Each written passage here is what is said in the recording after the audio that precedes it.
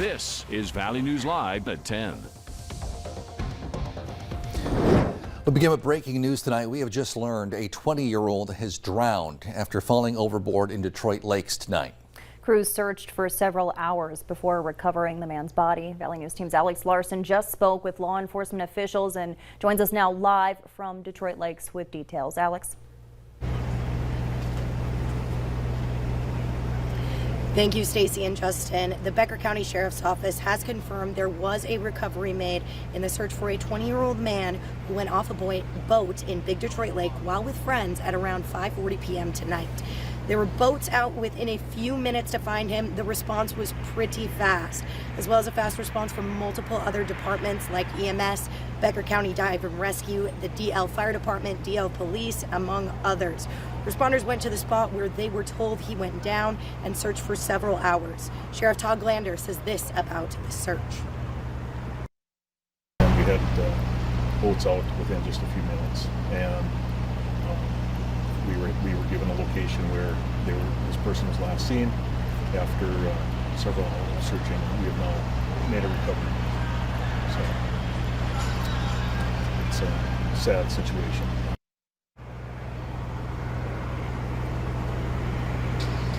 Now, this is an ongoing investigation, and the name will not be released at this time until immediate and extended family have been notified.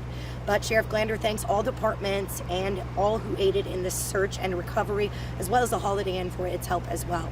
Reporting live in Detroit Lakes, Alex Larson, Valley News Live. All right, thanks, Alex. We'll continue to keep you posted with the latest information on the VNL News app. Remember, it's free in the App Store.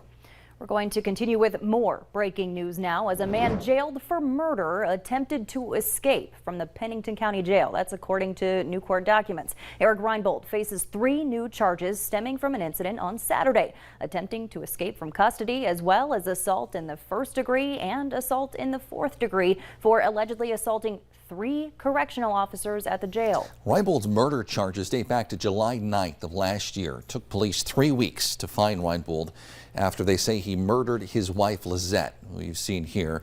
He was eventually found August 4th at a farmyard not far from his parents' property. An autopsy revealed Lizette suffered multiple sharp force injuries to her neck, torso, and upper extremities. All right, switching gears now, talk about the weather a bit. A nice week ahead, a very summer-like week ahead, Hutch. Indeed, Justin, thanks so much, and good evening, everyone. As we glide through our midweek day, it was a dandy out there. We did have a few showers of rain passing through the Devil's Lake Basin. You could see those dissipated as forecast. Right as they approached the Highway 200 corridor, there wasn't much to them, but some sprinkles making their way down as we look in on the Fargo Dome, look in on the Newman Outdoor Field area with all the bright lights on the left side of your screen there. And a lot of those folks tonight enjoying Rib Fest out there, and the smells, well, many of us get to enjoy the smells here in the FM area. 60s now, and we have mid-50s out in the Bemidji area. All in all, the forecast for the rest of the evening is looking pretty good. Overnight, we dip down to the low 50s. A few clouds out there, but otherwise it looks very quiet and dry for most of us. Grand Forks, likewise, temperatures sneaking down into the upper 40s as we head into the overnight hours. Tomorrow looks like the heat continues to build. Our shower and thunder chances, though, increase as we head through the weekend as well. I'll have details on all of that in a moment. All right, thanks, Hutch. Efforts continue to get the death penalty for Alfonso Rodriguez Jr., who kidnapped and killed Drew Shadeen nearly 2 decades ago. Media outlets are reporting the U.S. Attorney's Office in North Dakota wants a second sentencing trial for the 69-year-old. A federal judge overturned the decision to execute Rodriguez. It'll be up to U.S. Attorney General Merrick Garland now whether prosecutors can seek the death penalty. If the authorization is withdrawn, Rodriguez would be sentenced to life in prison. New tonight, as more food trucks are eyeing Crookston as a spot to operate, the city is taking precautionary action, enforcing an ordinance requiring them to have a license. But some food truck owners say it's too late for that. Valley News Team's Nashay Taylor explains. Landon Duckworth, co-owner of the Lucky Duck food truck, says he has concerns about a Crookston city ordinance that's impacting his business. Where I am right now, I'm closed. As of June 1st, the city of Crookston is now enforcing an ordinance in regards to transient merchants such as food trucks that started in 1926 but was updated in 2011. This rule in particular requires mobile vendors to have a license to operate, but it hasn't always been strictly enforced over the years. Having this be enacted right in the middle of the season really was a shockwave for me.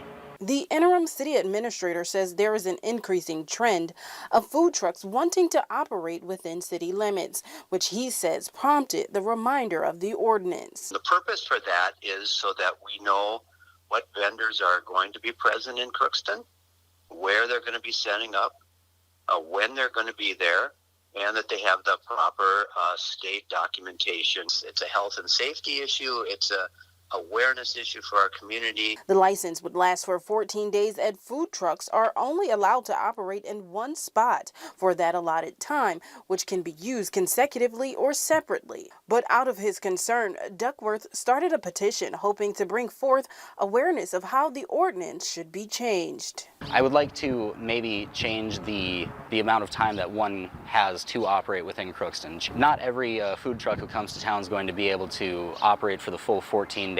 Duckworth says he isn't against being required to have a license, but recommends the city offer them in increments such as daily or seasonal. Currently, the city administrator says there are no plans to take punitive action, and no businesses have been shut down due to reenacting the ordinance. In Crookston, Nisha Taylor, Valley News Live. A potential revision to that ordinance is set to go before the Crookston City Council next Monday. All right, check this out. This video you're about to see started circulating on social media. It shows, take a look closely, it's what appears to be cockroaches on the walls of Mesoluna, fancy restaurant in Fargo. Co-owner of the downtown restaurant, Taylor Snelling, says the most recently they had a health inspection in early May. It came back clean. Zachary Stulp says he received the video you just saw from a friend who took it but wished to remain anonymous.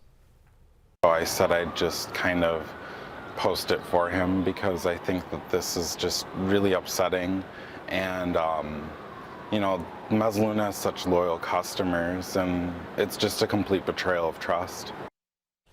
Snelling says the video was taken in a dry storage room. Health inspectors, the Fargo Public Health District, along with pest control, stopped by Mesoluna today to assess what was found in the video. Their report shows no concerns for health and safety, and the restaurant remains open.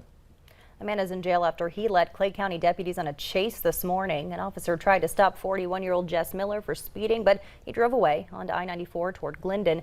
Authorities say 2 separate stop sticks were deployed, flattening all 4 tires on the car before it finally came to a stop. The driver there was taken into custody and is currently being held in a Clay County jail on several felony and misdemeanor counts.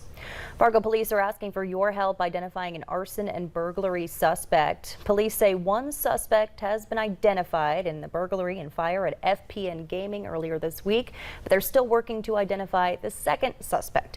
They believe it's a white man, last wearing a yellow hooded sweatshirt and dark colored pants. If you have any information, call Fargo PD to report it.